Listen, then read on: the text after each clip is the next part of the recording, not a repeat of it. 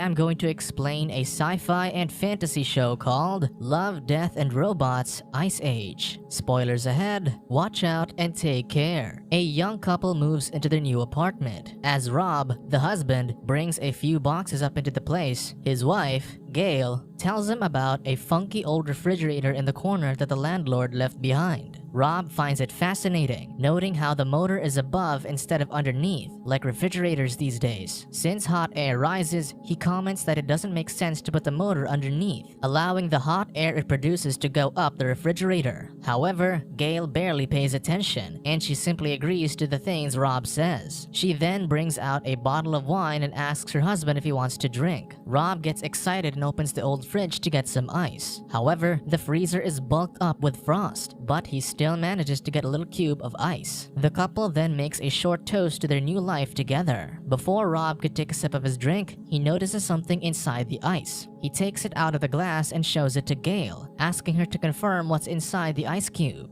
Gail looks closer and becomes just as surprised as her husband. Wanting to confirm what she saw, Gail grabs a magnifying glass to inspect the ice cube closely. Surprisingly, inside it is a miniature mammoth with spears in its body. Gail wonders if there are more of these things in the freezer, so she opens it. She quickly takes out the junk inside and gets shocked by what she sees. With this, Rob takes a peek and comments there's a lost civilization in the refrigerator. True enough, the freezer contains a miniature working medieval city. Everything inside moves so fast, with the little people going through their day normally, unaffected by the two giants hovering near their city. In disbelief, Gail claims that what's happening doesn't make sense, and Rob agrees. She then clarifies that they're seeing an early medieval city, when woolly mammoths died out sometime in the late Neolithic period. Rob shrugs it off and simply agrees with his wife to hide his ignorance. Later on, Rob buries the frozen mammoth in a pot of dirt. Rob seems sad about it, so Gail lightens up the mood and says it'll probably make for a good fertilizer. Curiosity takes over, and the two check the freezer again. To their surprise, everything has changed drastically. What used to be a medieval city is now a modernized place during the Industrial Revolution. Factories and railroads are built, covering the freezer's sky with smoke. The couple knows that they've only been gone for 10 minutes, but decades have already gone by for the miniature people. With this, Gail theorizes that time moves differently inside the freezer. As they witness the Industrial Revolution at great speed, Rob is disappointed that they missed the Renaissance period.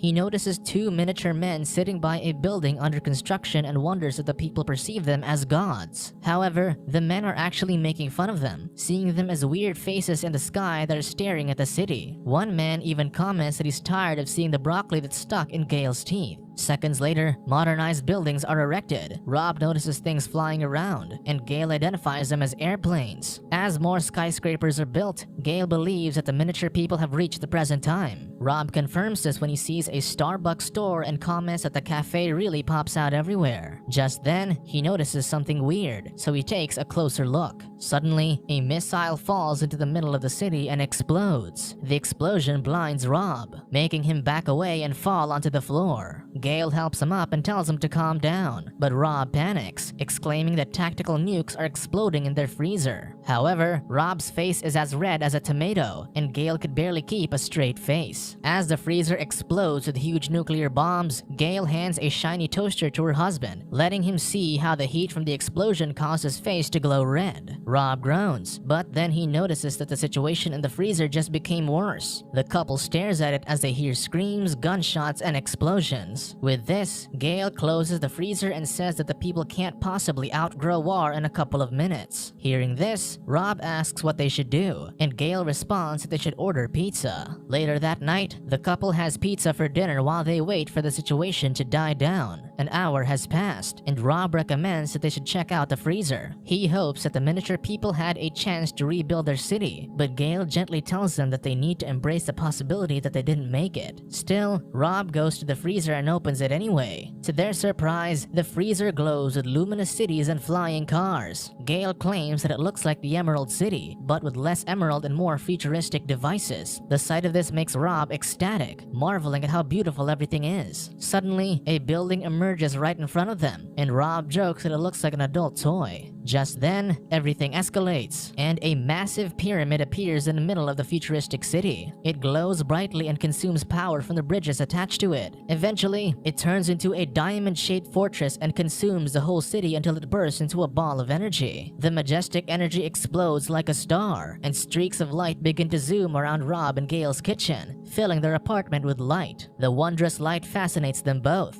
During this period, it seems like the miniature people have figured out the secrets to time and space travel. After this, the streaks of light return to the freezer, gather into a sphere, and disappear. This wipes out the smiles on Rob's and Gail's faces, confused at what they just witnessed. Rob wonders if the miniature people will ever return, but Gail thinks it's unlikely. Because of this, Rob mournfully pulls her refrigerator's plug, as if he's accepting that those tiny people will never return. Knowing that Rob has grown fond of the miniature people, Gail hugs him in comfort. She then closes the freezer, deciding to call it a day. The next day, Rob pours their cups of coffee and hands one to Gail. Without saying a word to each other, both wonder about the miniature civilization in their freezer. With the slightest bit of hope that the miniature people are still alive, they open the freezer again to find cold mist pouring out despite it being unplugged. Inside, they witness another ice age where primitive sapiens consumed the carcass of a mighty brachiosaurus. It seems like life in the freezer has restarted, and it has now returned to the age of the dinosaurs. Just then, a roar alerts the sapiens of the arriving Tyrannosaurus Rex. The sapiens run as one is caught between the dinosaur's teeth. The last sapiens tumbles with the T-Rex closing in, lunging for the kill. Many claims that the freezer is like a pocket universe that shows how life evolves to the point of leaving reality. Some may think that the freezer showed the end of their world, but it could also mean that the miniature humans found a different dimension to live in. It's uncertain how many times this process of life occurred in the old freezer, or if it always plays out the same way. The previous owners may have seen life bloom and die repeatedly, eventually getting bored of it, thus leaving the extraordinary freezer behind. Although the show never revealed who created life inside the freezer, an episode titled God Serengeti by Oat Studios might just suggest who did. A herd of elephants travels across a field, but their field is on a table in the middle of a mysterious man's study. The old man doesn't pay attention to this, as he's busy reading a book. His butler, Jeffrey, asks how the book is, and the man comments that it's too technical, adding that he prefers chaos. Still, he likes a recipe for a black hole from the book. He turns his attention to the little beings in his pocket world and laughs at a miniature man who's rubbing two sticks together. Suddenly, the Homo sapien discovers how to make fire, and the old man is enraged. He complains that he didn't say those people could do such a thing because he's supposed to give fire. Jeffrey notes that the current time period is over 200,000 years before they're supposed to give them fire. Because of this, the old man orders Jeffrey to put the fire out, so the butler blows onto the table, creating the wind that snuffs out the flames. Still, the old man is pissed, so he tells Jeffrey to put them back into their caves. The butler obeys, so he triggers the elephants to stampede towards the humans, forcing them to hide. After it's done, the old man is still annoyed at what just happened, so he plans to shrink the brains of the tiny beings to prevent them from making their own choices. Not long after, the Homo sapiens exit the cave again to perform a rain dance. Jeffrey reminds him that they haven't turned off the drought, so the old man orders him to spray some water on the parched little things. Jeffrey happily obliges and sprays water over the table, causing it to rain on the field. He comments that their god is merciful as the Homo sapiens rejoice. The old man giggles at the sight of their excitement, so he orders his trusty butler to spray more water. As Jeffrey does so, new plants begin to sprout from the little field. Finally, he's had enough of his fun, and the old man tells Jeffrey to release the plague.